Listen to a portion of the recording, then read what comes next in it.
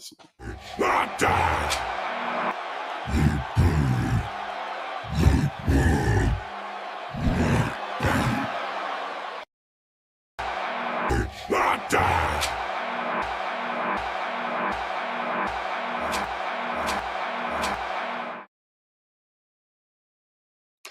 Wow, you're really mixing wrestling with Alien here. I know you got your championship belts, the author of Engineering Infinity. He was one of the helpers for the big UAP symposium last week presented by MUFON. Boston, that included the Tedesco brothers and Avi Loeb, among a host of others, including UFO Tar Heel, who made one of his rare appearances on that great symposium that you also gave a presentation on. Gene Sticko, how are you doing today, good sir? All right, how's it going? Good. Had a good workout. That's a great picture you got there of me doing the Blood Hunter. That's you in your alien costume, I guess. That's it. That's right. my new alter ego, just for the show. Like we're all about the crossover, so let's lean into it. Yeah, I mean, this is the only channel. Well, the Hannibal, you're a fully Wicked Alien, where this is also airing as a full UAP channel. But my channel is kind of like the one dedicated to UAP people who also watch wrestling. Which there's a bigger crossover than you might think. Yeah. Oh, looks like I'm one of them now. So Yeah. Well, that's a real title you have, though, right? That's not. Was that AI or is that a real title that you have? the photo that I sent. Yeah, no, that's Yeah. my. Let's show that to the fans. This here. So Wow.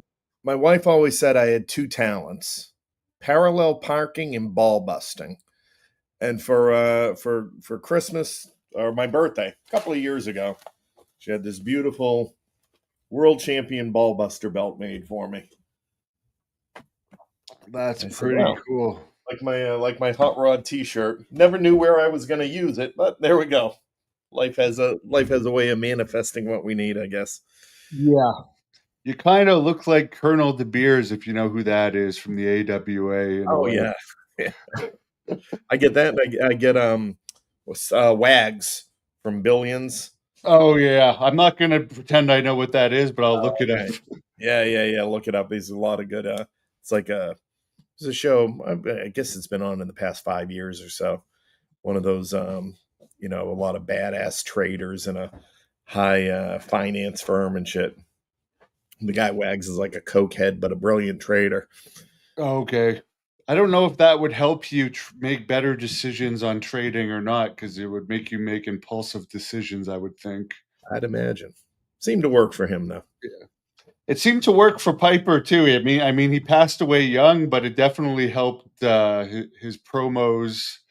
Yeah, and he was able to function on it for the most part, from what I understand. Considering apparently he could do more than most wrestlers in one night and still be able to function normally. crazy. So, but he did pass away in his 60s, so that was the trade-off. That's why I say always a trade-off. Absolutely. And speaking of that, for the fans, another wrestler that had a past with that, but he's overcome it, from what I understand, is Marty Jannetty, who I'm interviewing again on the Hannibal TV on Wednesday. So I'm looking forward to that this coming Wednesday, October the 15th. But you guys had your big symposium last week. The biggest individual clip, and I think it had over 107,000, was of Professor Avi Loeb. Yeah. Talking about Three Eye Atlas, which it's kind of gone a bit stale this week because they only really released the one picture, and there's so much fake information about it out there. It seems like there's people continuously making fake videos about it, but there are some real mystery elements to it. I know it's not one of the ones you're more interested in, or at least you weren't 3 weeks ago. Yeah. Have you been No. Again, you can't go wrong with Professor Loeb, right? He's a fascinating, and his presentation was really good because he didn't just focus on Three Eye Atlas. He really gave a little bit of history about himself. We had a live audience, dozen people or so that stayed there throughout the almost 10 hours that we were on the air and doing interviews. And they were excited to get an opportunity to ask him questions over video, and all that. But you're right, everything, Three Eye, it becomes so overwhelming to try and seriously follow, because number one, he's the leading expert on it, right? So you can only listen to it so many times, and you're just hearing the same things over and over again. And it always goes between, is it a comet, or is it an alien And craft? it's been 4 on the Loeb scale, by the way, seemingly the entire time. That has not Yeah. changed. Even I think he said it might be 3.5 on your broadcast, so it may Yeah. even have been less now. Yeah. And so, I, I have this philosophy, and it sounds awful a lot of times, but as I see a lot of stuff, I'm like, so what? That's my first question. So what? And then I try to answer it. Um, and Three Eye Atlas is certainly isn't that, but like you said, there's so much misinformation, and so many of these. Oh, it's taken a turn, and now it's headed straight for Earth, and it just becomes unmanageable to filter through the noise a lot of times. So I step back and I'm like, well, if they get something and it's going to make headlines, if it turns towards Earth, that's going to make headlines. Otherwise, it just is a whole lot of noise going on. Yeah, because there is a lot of people that claim to be scientists and stuff, but certainly some of them have some high tech devices that seem that are making a big deal that there might be other objects around it, but it could just be space rock. Yeah, and But you yeah, they it's haven't hard to tell. released other pictures though, right? To my knowledge, they've only released 1 or 2 pictures of the Yeah, 9 cameras or so that were filming it last week. yeah, exactly. That's all I've seen as well. And you know, you get the pictures, and then you get the conspiracy that goes along with, oh well, why'd they only release 3 pictures? So there must be something to it. It's just hard to find and interact with any serious information unless you get like an Avi Loeb, one on one, like we had the opportunity to. Um, but even then, again, the next day, it's basically the same information all over again. So I think it's certainly keeping like everything, it just keeps the content flowing for people. Um, what we learn from it, and we'll learn more from it, later in the month, later in the year, as it comes, as the images come in, and as it well, I think it's really gets it the closest. Late December, was it? Yeah, I think there might be another opportunity sometime around the 29th. There's like 3 or 4 opportunities where it'll pass by areas that have cameras on it. But do you think NASA will have to release the pictures that they say they haven't released yet because of the government shutdown? And do you think the only pictures they have released are supposedly the less high quality ones because they want to study the more high quality ones before they release it to give a better answer? Yeah, and somebody brought that up during the conference. Again, it was a little bit phrased in a conspiracy, sort of way, but oh, isn't it interesting? Three Eye Atlas is now at the closest, and we have this government shutdown, and are we going to hear anything from NASA? And you're absolutely right. All that's going to do is delay anything, right? So they're trying to get out the quickest low res, low quality images that they can, just to satisfy the public curiosity. Then you figure there's people behind the scenes who are going to sit there and analyze the other photos, and they want to come out with something intelligent to say about it. And then the government shuts down, and those people are probably sitting at home and waiting to get back in the office and get back to it. um, the other the other aspect of that now, which will be interesting to see, now NASA is being redesignated as an intelligence agency.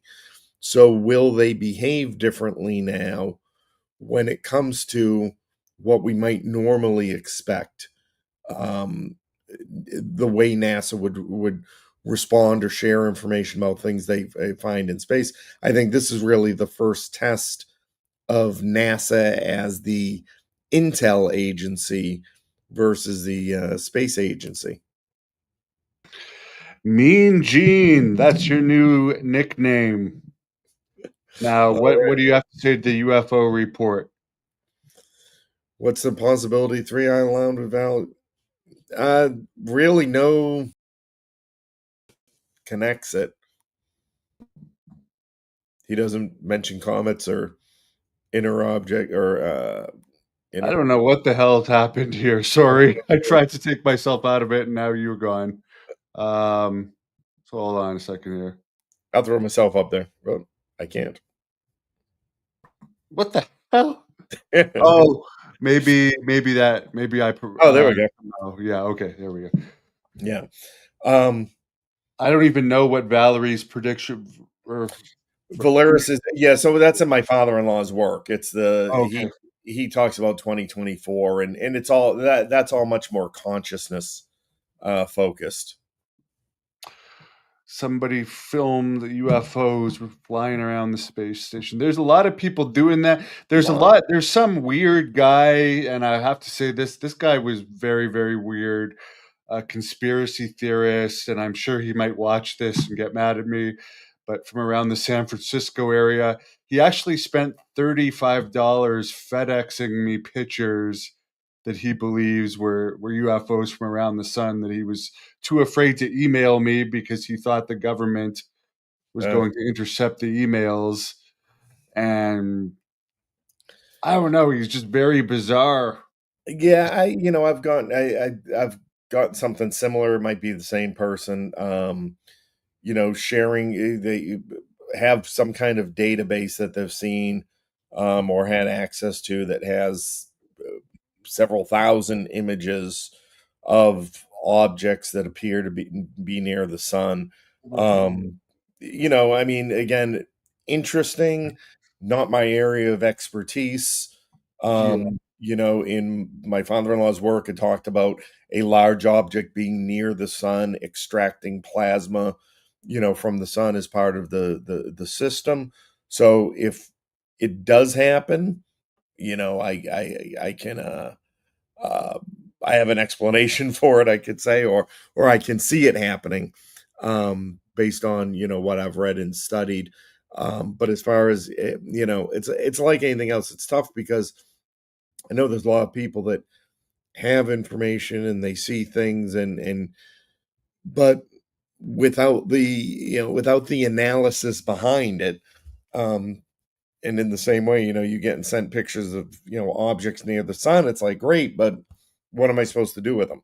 It doesn't prove anything, like so much Yeah. many things that get floated around. They're interesting, and you just have to. I think for anyone sending or possessing that stuff, you've got to do the work before you start pushing it out, saying what it is. I mean, even with me, we spent almost 5 years assessing, validating the provenance, all of those things, um, to understand ourselves what it was we had to put out and what it was we needed to say about it and why it might be important. So to say, okay, I've got pictures of something near the sun, great. What's the what's the evidence trail that goes along with it, and what's somebody supposed to do with it? Yeah, I actually sent some of his pictures to one of my astronomer friends, and he said he's not reading um, the the the diagram correctly or whatever he's getting it from. Because my astronomer friend said he wasn't correct.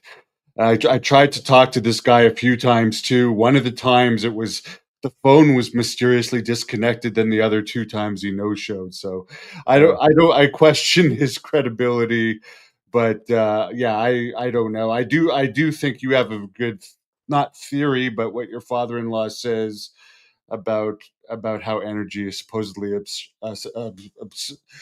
get the energy from the sun for the craft, which is the interesting part about the three eye atlas, because if it does go behind the sun, is it right. then going to get its power from the sun, Yeah. change Yeah. directions? So Well, right, that'd be an interesting thing, it's on a trajectory, it's on a course, it goes behind the sun, so they should have some calculations of when it's gonna appear again, and if that seems delayed all of the sudden, you might wonder, "Oh, well, what were they doing back there for that extra amount of time?" and I did talk to several people from Canada this week, and apparently there's no interest in that thing at all from Canadians, and it's not in the news whatsoever. So Have you heard from the because there's a, Canadians for Disclosure group. Have yeah, you I've heard heard about heard it, but from I them? don't think they're making waves or anything over there. Oh, okay, yeah, 'cause there was a couple of things I was on, and it seemed within a short period of time, I don't know if they were trying to make a PR push or whatever, but on, one other podcast, there was a guy from Canada. A couple weeks later, a second one. From the second one, the guy wrote me, sent him all the information, and was like, "Yeah, happy to help out. Let's get the word out," and then just never hear from him again. So I'm like, "All right, well." I do know they had a poll in Canada a few years ago, polling Canadians if they wanted the government to look more into this, and people did not want the government spending tax dollars on this. But it's not as open as it has been here as far as what's been in the news about what's going on, and we don't have people like Congressman Tim Burchett did an interview with Tucker Carlson this week, Yeah, that going was into really even good. more detail. Did you see that? Yeah, yeah, I did, and it's great. It's great to see them talking about it. It's great to see them engaging in it. It's great to know to learn about what it is they hear. Um, and what it seems they're seeing as some kind of evidence. The problem becomes again the saturation of it, the formats, the cliffhangers. It. I don't know if it helps in any way. It does it. Is it moving the needle forward at all by him telling the stories without, and here's what we're going to do with it. That's always my thing. Stuff just goes out there and it's like, great, now what? Why are you telling the story? What is your intent to do with this information now that you have it?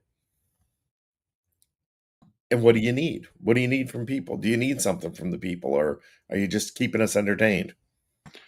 He's been pushing a lot about the alien bases underwater, mentioning that there's 4 or 5 underwater, one near Catalina Island, apparently, but there are several in various different oceans, supposedly. What are your thoughts on what he's been saying? He didn't really give any new information on Tucker Carlson about this, but he did reiterate what he's been saying everywhere else about it. Yeah, and again, it's good in so much as it's keeping the story out there. It's continuing to circulate the information to show the interest. Um, you know, there's bases under, there's alien bases under. Great. So when are we going to learn? When I just want to start hearing some things. Yes, I know there's a base under Catalina Island, and I am working with the Navy right now to do what? Or are we all supposed to send divers into, the Catalina Island? Are we supposed to figure it out for themselves? And that's why again, I don't quite know the point. And the counter to that is some people would say, well, that's just him spreading more disinformation and trying to murky up the waters from other projects and things like that. So it just seems all so chaotic, um, without direction, without purpose, a whole lot of storytelling, without solid ideas on moving it forward and moving the needle forward. Is he doing it because he wants to see if more politicians will get involved in it, or is it just because it's a great constituency for him, and trying to keep him happy? It's like, I don't know what he wants to achieve with that. Yeah. He seems like a nice guy. I've interviewed him, but yeah, there wasn't much more revealed in that interview than we've heard. Somebody's wondering if the congressional hearings have produced any evidence or just more stories to sell books and documentaries. Some of them don't have books, but I do notice some of them open up YouTube channels and stuff after, so I'm not sure if Yeah. I think the only one that who is that pilot that the very first Oh, pilot Freever. yeah, he's the only one that doesn't seem to be doing this for any reason other than Yeah. to testify. Everyone else in one way or another has benefited in some way, and I'm not saying that they don't have legitimate reasons, but everyone other than Fravor seems to also have other related projects. Yeah, and so it becomes part of your life. Okay, so again, same thing in my situation. Um, so out of the hearings on the ninth, what have we gotten? We were right. We just get more stories and more. We've got the Jeremy Corbell weaponized series that he's dripping. Sessions like that and everybody talking. Um, we've seen the one guy who was it, the Immaculate Constellation. He's selling T-shirts now. T-shirts of a design like, I don't. Is the design supposed to be come And from he's one of? got books and stuff out too, that guy.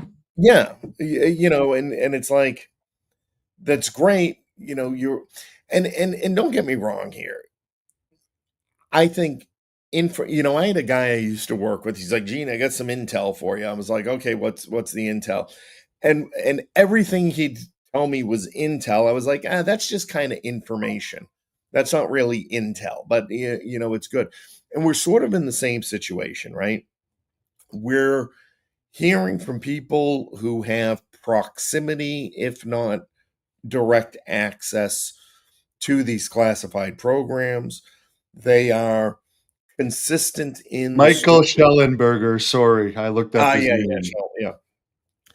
They're consistent in the stories that they're telling. It, certainly, it adds to the profile. Let's say if you're building a profile of where people were, and that's probably the most useful thing we can do with everything is, get the giant map up on the wall. I should probably do this with this wall. Get the giant map up here and start pinning. Okay, somebody was here and this is what they saw, around this time period, and here's the other reports. And so you have this profile of the types of reports, the types of craft, the conditions, all of these things that come out, from the people, and putting that together with everything else. That's what you need to. I mean, that's like what I'm working on. That's how I spend my days. So we talk about, right, they're putting out books about their story that we've already heard, that I don't know, is there going to be anything more in there? Yeah, Rep Burchett has t-shirts on his thing too. um we've got I saw somebody else started, they were trying to raise $3,000 for the whistleblower protection.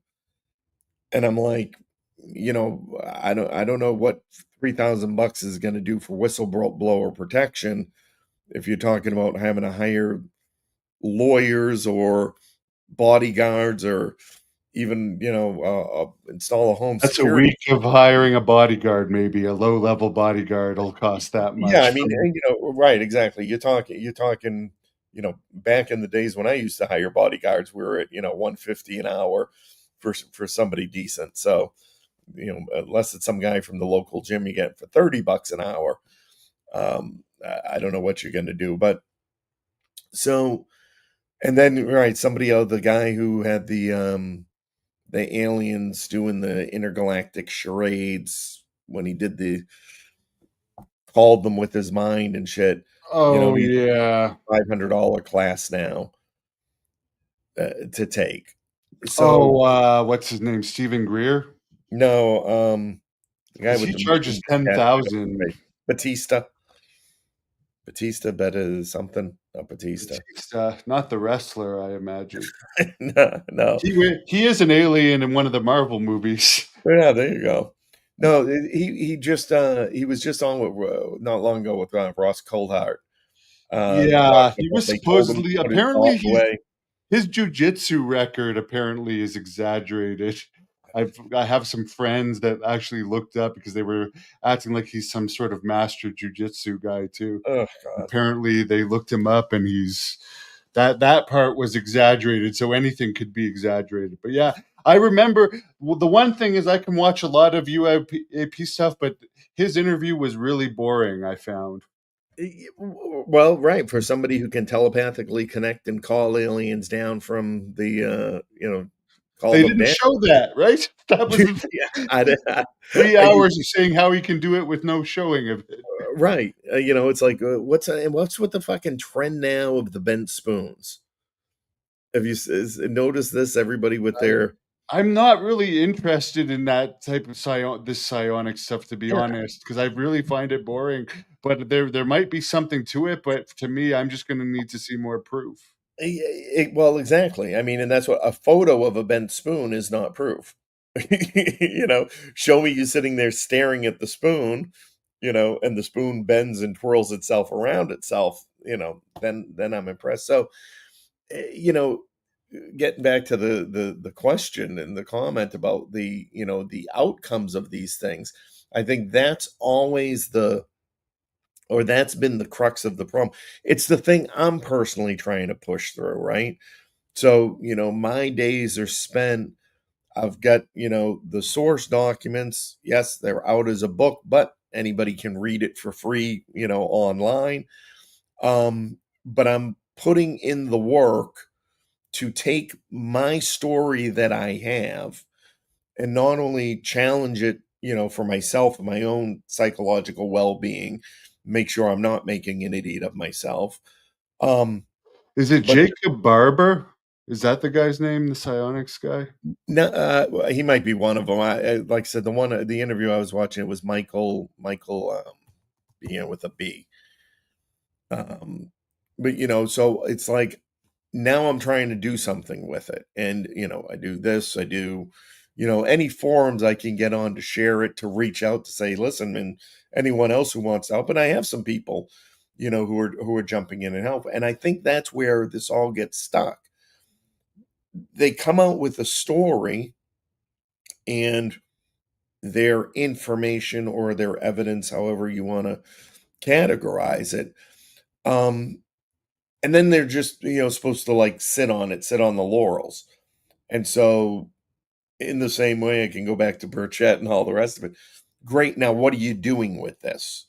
So, how are you bringing it forward or whatnot? And I guess the conundrum, obviously, for a lot of them, in it is that they're trying to make it their day job. Um, and the only way to make it the day job is to sell stuff, sell stuff, or pass the proverbial hat, um, or they've got to get a day job and do it at night. I don't know what to tell them. There's another guy on here wants to know if you remember in the 70s, Uri Geller claims aliens gave him the power to bend the spoons. That's before my time, but you may That's remember it. that I was a small child in that generation. Um, Yeah, I vaguely recall it, and now I'm seeing so much of him again. I'm having flashbacks to my childhood and remembering it.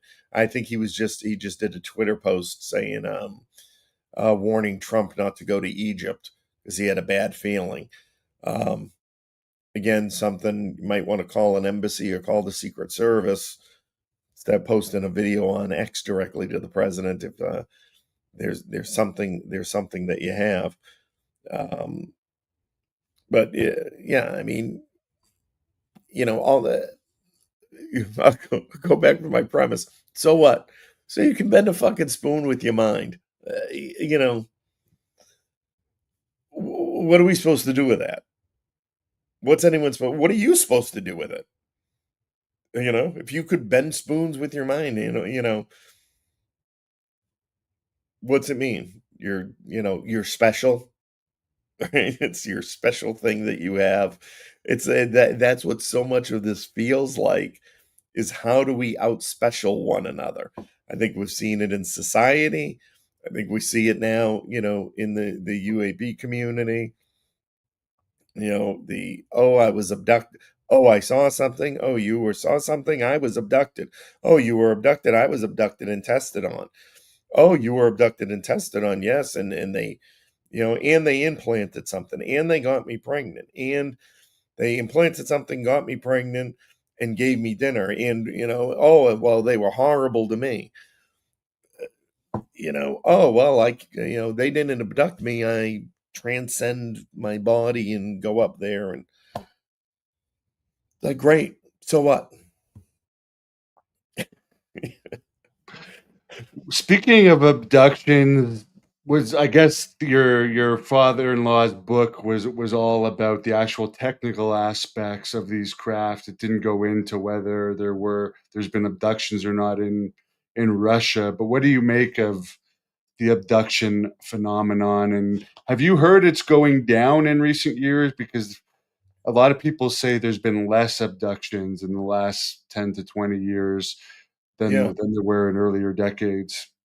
Yeah, I think again, I don't dispute anybody or have any reason to dispute people that put themselves out there to say a lot of these things during the periods. And again, that might seem contrary to what I was just saying about trying to outspecial one another, but it's all within the context. It's all within the timing that you see and you hear about these things, and within the evidence that they provide themselves, as to gives you a feel for the credibility of it. um you know I think the it all comes down to that question: if there are NHI, they are around, what is the purpose? And something struck me the other day as we were talking, having this question on another show I was doing, of are they really interested in, or the question was about trying to shoot them down. Was that a good idea or not? That if does that does the video where the Hellfire missile got shot at the craft indicate that they do know what it is and we're trying to take it down? Avi Or Loeb doesn't think that was an alien craft, by the way. I say, yeah, I know, Yeah. but we'll just go with for the sake of the argument, that it's a UAP, and so and should we be trying to shoot those things down? And it struck me, sitting with my sister outside I'm having a cigar, and the bumblebees flying near her. She's trying to shoo it away, and I always joke. I said, "Well, he just thinks you're a beautiful flower, and he's just observing you and wants to, see you." And it kind of struck me, because people say that too. They said, "Well, they're just observing us. That we're just here. They are going about their business, and we just happen to see them, and they notice us, and they kind of observe, and all the rest." And if that, again, were the case, it was more of an observational thing, or then every now and then they might say, "Yeah, let's pick a couple up and check them out," right? It's like, what do we do in other environments when we go into when divers go into the ocean? They have things that they're exploring, or they have a specific work purpose, for being down there. And the fish come up, and they generally ignore them. But if it's a dolphin, then you see they'll interact with them. And then you have other ones, we go down and we snatch them out of the water and we bring them back to the surface, and put them in the aquariums, and do whatever we're going to do with them. Are we just are we a microcosm of that same thing that we do? When you're a kid, you went out and you got an ant farm, and you got the ants in there, and the ants all wondering, hey, where's everybody? Where's that big group of workers we had? They suddenly disappeared. You know, we might be that insignificant to an advanced life form, and I think Avi has similar kind of theory. That we may think we're more important to them than we actually are. Yeah, Darcy Weir, the filmmaker of numerous UAP Tubi movies that I've interviewed the other day, was mentioning they might just see us like ants, and what benefit would we have making deals with ants?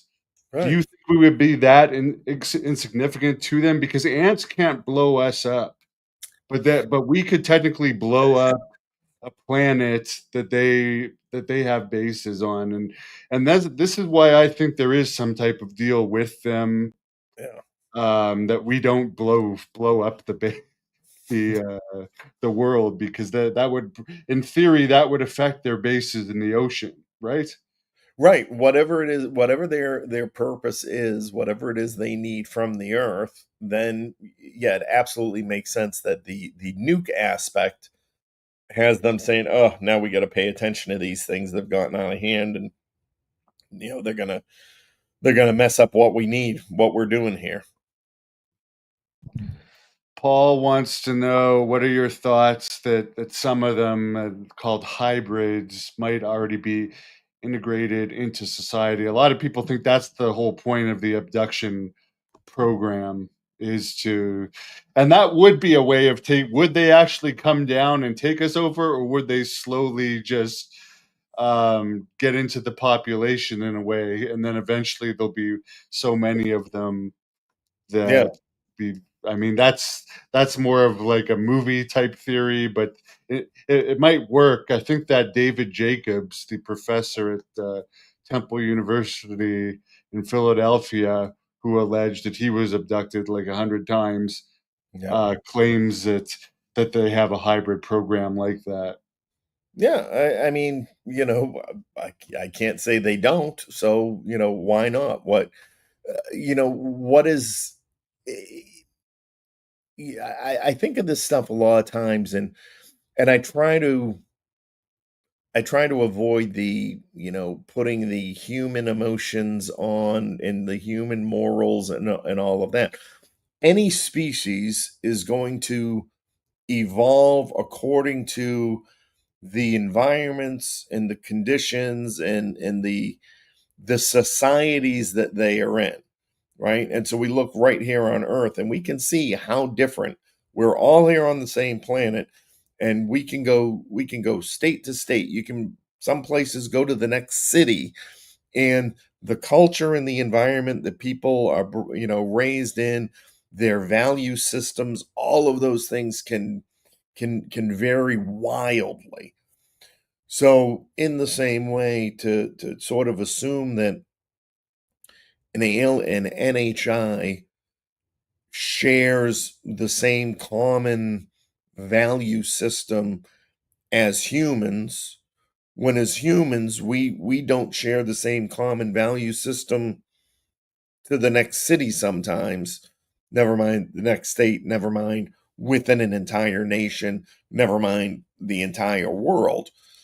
um so I think the answers, should the answers come, are going to be, I've said it before, a lot more disappointing to people, than people like to fantasize of the possibilities. I think it's going to be much more practical, much more pragmatic, if there is a alien human breeding program. Then the point of that program is likely the NHI trying to continue on their species or advance their species before it's they're trying to advance ours. That's just the, that's almost a fundamental of the universe. Yeah, because someone said, would they be upgrading us? Well, who knows? So here's the interesting thing, if we talk about upgrades, right? The In my father-in-law's work, he talks about humanity receiving these sort of cosmic DNA downloads. And so he, talked about 2024 was the last one that, or the was the next one, I should say, that we were going to receive. You remember he wrote this stuff in the 80s. We found it in 2019. So we're looking through it and we see, in 2024, society is going to go through this bifurcation where people will begin to split, and it's a result of this cosmic DNA download update that we get, that is part of the transition to our higher levels of consciousness and our becoming brought into the galactic, the world, the galactic universe, and all of those things. So in the one sense, that, at least for me, is some evidence that yes, there's an upgrade. Does the upgrade include, well, now we got to go down and bang and produce some offspring? If it was humans, we'd find an excuse to bang. So Speaking of Galactic Federation type thing, what do you think of that? We've heard Paul Hellyer talk about it, and this Hayam Mashed, Israeli Space Force leader, talk about that supposedly there's some federation of aliens in the galaxy, and there's rules in place, kind of like a United Nation yeah. type of thing. Do you think this could be possible, and we just don't know about it? So I think if it exists, right, it's a hot fucking mess. If there is a galactic federation that exists, that has established an entire set of rules and protocols, for how the members of the federation are going to not interact with humanity, right, or interact with these things on this planet that we call Earth. The if that were to be true, then I would say the evidence that we have points to the idea that that galactic federation is a hot mess. It can't control anything. It's chaotic. And I'm more disappointed. I'd better off not knowing anything about the NHI, because it seems that they're just highly disappointing. If this is the structure, and I say that because, again, to the point we were, what I was saying, talking about earlier, right? We've got all this gambit of, I can communicate telepathically, to they kidnap me, to they walk through my door and we have sex. All of that, all of that can't be true.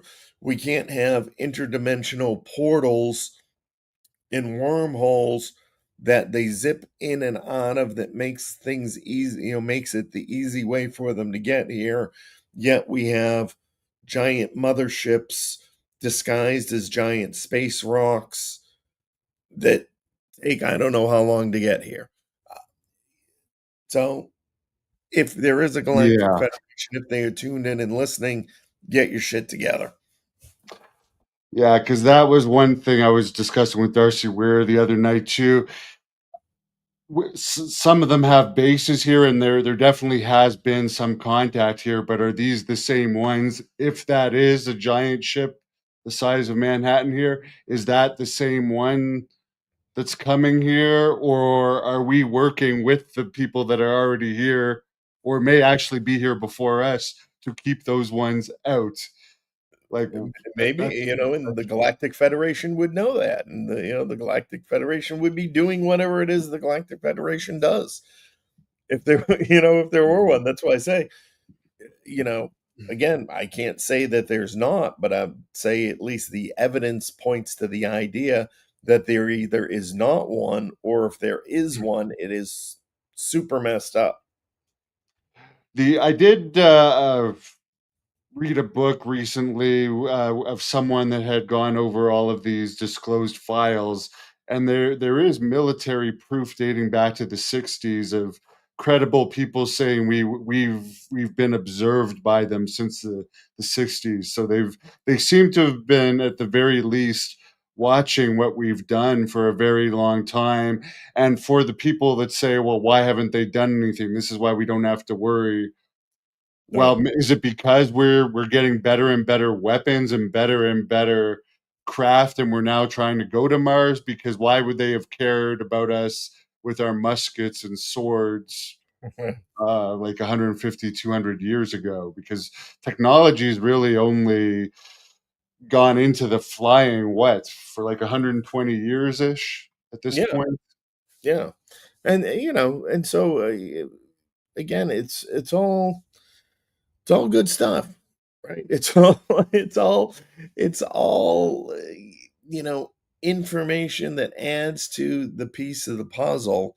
But what do we do? What do we do about it if it's true? You know, what is the deal? What is the deal with the government? What is their interest? Is their interest just, minerals, resources, all the rest of it? These are the things I think we just have to find that evidence for. Do we not explore the ocean as much as we explore space because, well, that's part of the agreement? Because that's where they're doing and getting whatever it is they need. I can't begin to explain. Um, but that's why I say I think for it to listen, there's something. And for me, it's what do we do with the information we have that we can have our hands around and get our arms around? And what are we doing with it?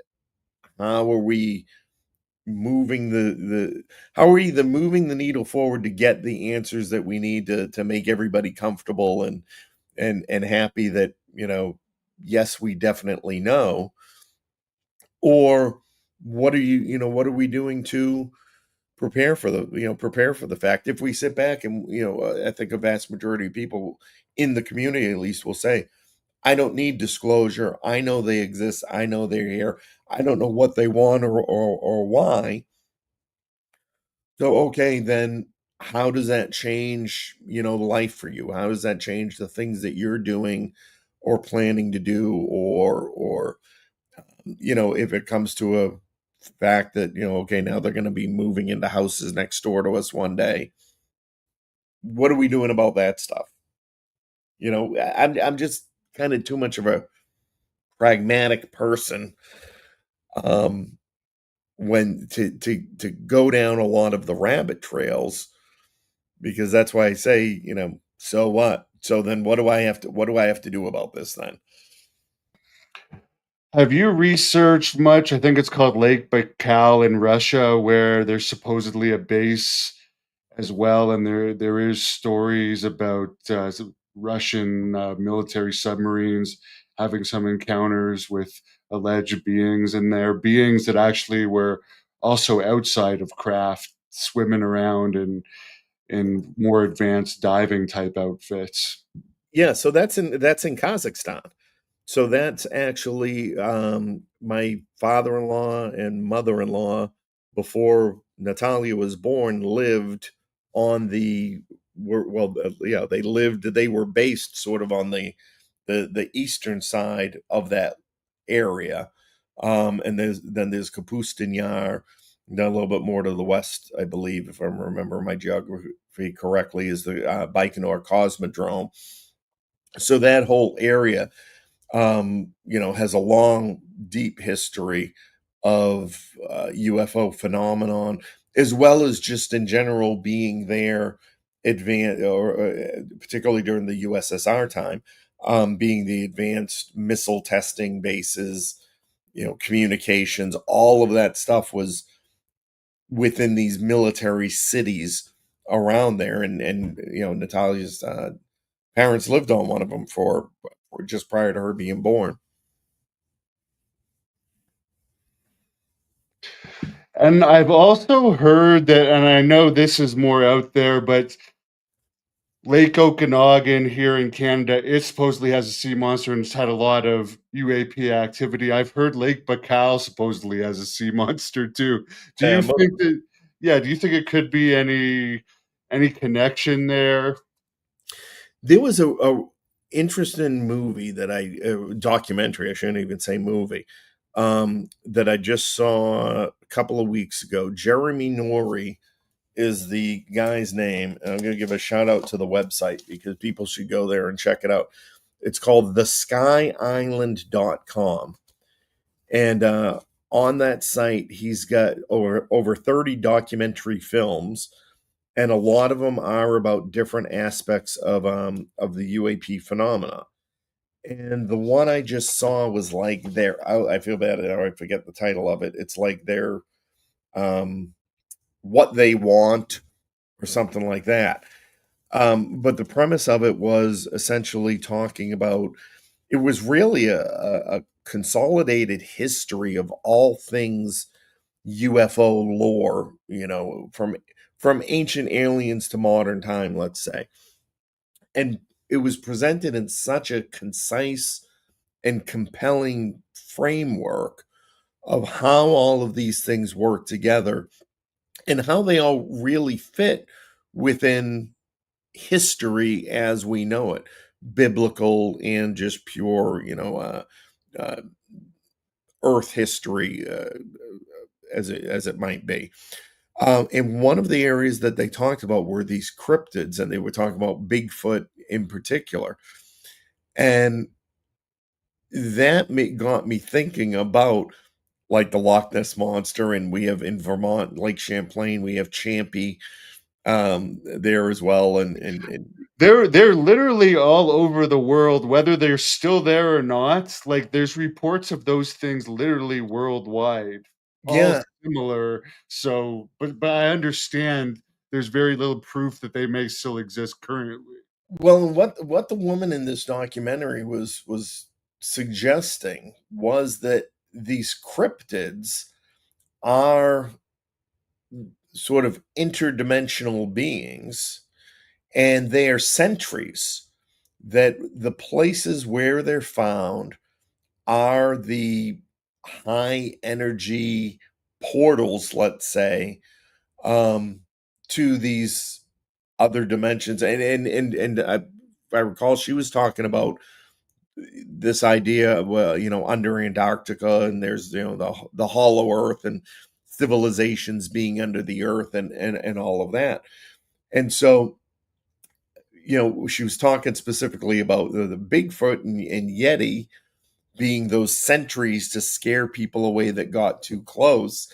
And then, my first thought is, well, if it's underwater, and I'm like, oh, you've got your Nessies and your champs, and your underwater creatures, so to speak, that would act potentially in the same way. Yeah, very well, it's interesting to look at that and see like the connection because yeah, there seems to be increased activity of UAPs around some of these things. And obviously we haven't explored the ocean that much. So there it wouldn't surprise me if some of those things still exist in the Yeah. ocean. And that's why I said the thing about, for as critical as I am, is, stories with no proof. But the fact of the matter is, I think there's something there to put together.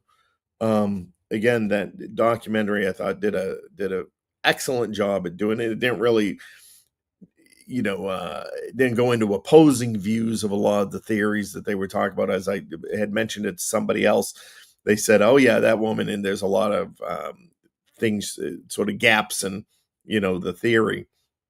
But I found it very compelling, very interesting. Made me think. I was just having this discussion last night about myths and legends and lore, and is it just made up or it gets twisted over the years? And I sort of asked the question. I said, well, we're going to Mars now. So imagine we colonize Mars, in 150 years, and we have communities, and we have a disastrous event on Earth, and the Earth to Mars shuttle stops running. In 2 or 3 generations, the people that were traveling between Earth and Mars are going to be a thing of lore, a thing of legend to those generations, right? So, I'm in my 50s. Listen, look at the way now, like, we call people Hitler, right? Everybody's Hitler. Fact is, a lot of the kids don't even really get what that is. We grew up in a generation, where my parents, my father directly remembers Hitler, and so it was more real to me than it was to him. But my grandkids are going to be like, whatever, the Soviet Union, communist, right?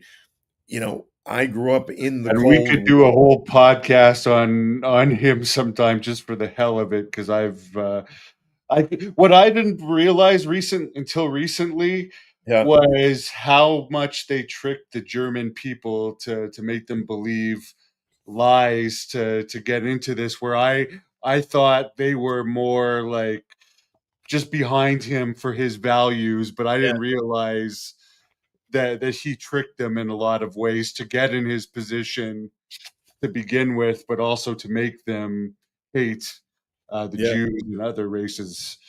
yeah, Because it's absolutely. quite amazing. It couldn't be done these days what he did with the It's way being done information. today. It's Yeah, actually it's actually being done today. And that's the like I said, everybody likes to think if they were in Germany as Hitler was rising, they would be the opposing voices. And you're right. The fact of the matter is you don't realize it until after the fact, and you sort of wake up and look around and like, oh my God, what was I saying and what was I believing? But to specific to the UFO oh, but side. yeah, they could definitely do false flag operations and stuff. Yeah, I'm just saying they couldn't be as blatant, like dress up Jews as Russians or something and fake attacks and just show a bunch of dead Jews. They'd find other ways of doing Oh it. yeah, yeah, yeah. Some of But that, but they have a long UFO history as well, and it's yeah, often suspected that it was because Hitler recovered an alien craft in the Black Forest, that the technology or information that they were able to extract out of that is what really perpetuated him. And I he hated recently the Freemasons too, just to throw that in there, which is kind of weird. oh there was a whole society history, secret society in Germany, that sort of resembles and mind you, Hitler wasn't German, right? He was Austrian. That But there's these occult societies that sort of resemble it to a degree. But I just found a real interesting book, that was written by a Russian general, and in it he talks about at the end of World War II, the Red Army in Germany. There's an inventory, and in this inventory of things they were taking from the Germans included 2 saucer craft. Now, it didn't say they were, from another planet or anything like that, but it is a piece of this puzzle of the origins and genesis of UFO reverse engineering, and that aspect of the Cold War between the US and Russia that might be, again, historically feeding everything that we're seeing and experiencing today. might be one of those key Genesis events that deserves being dove into a little bit more with the what the Germans exactly were doing. And terrible battle plan too by Hitler. It just he definitely was doing a little bit too much of that, crystal meth to think, like, Yeah, Germany's not that big of a country, like, he's traveling to these far out places and, like, sending people to into the Antarctica. Arctic and Yeah, stuff. yeah. And in the desert, it's like, why do you even want this territory? And why don't you focus on what's around you before you send everyone out to freeze to death to get this land that's doesn't even have much worth? It doesn't even make sense.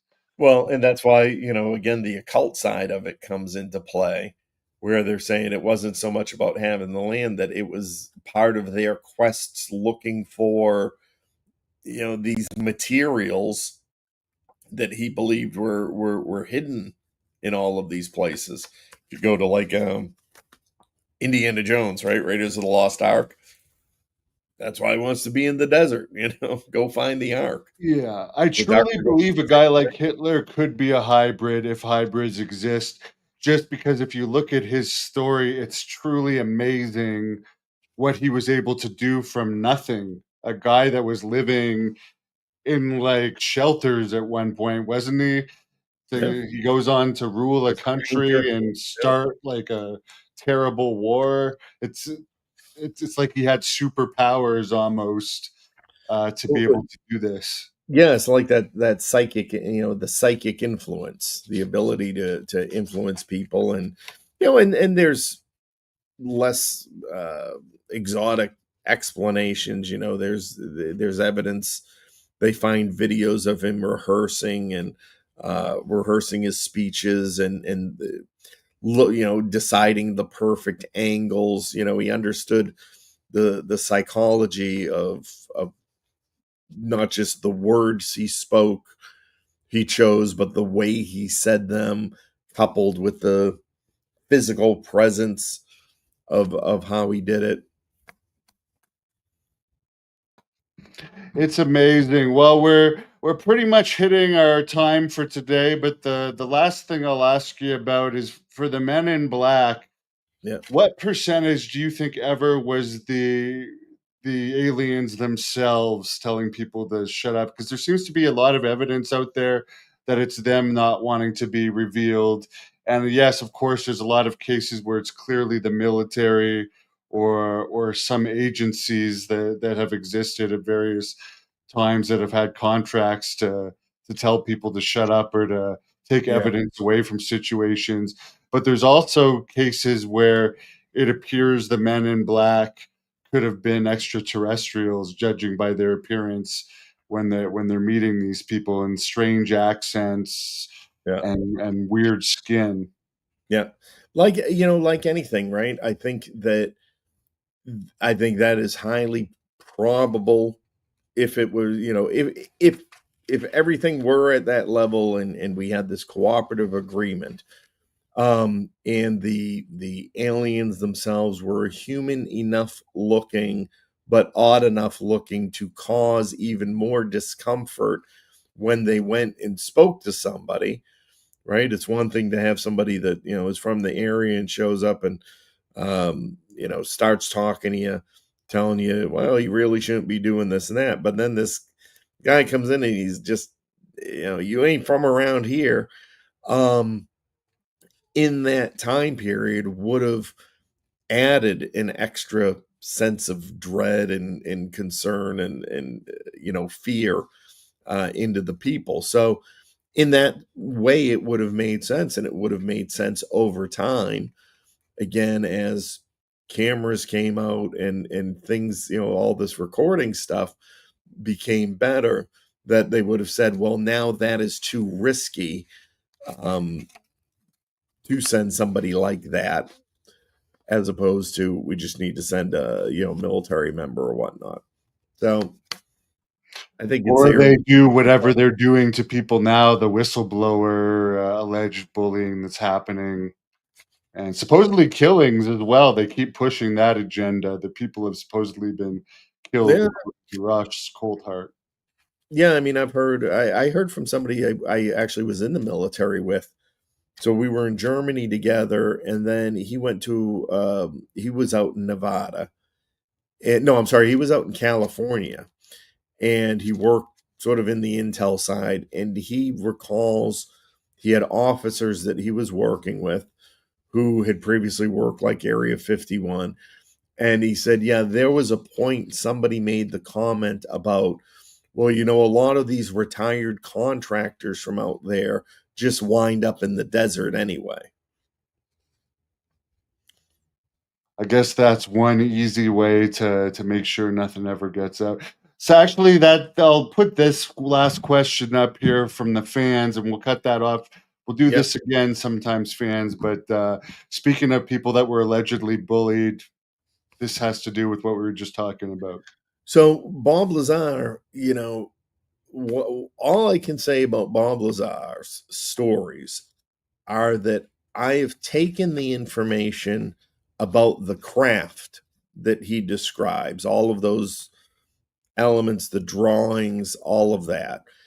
And I ran those against the body of work that I have out of the Soviet Union reverse engineering program. And it is very much aligned.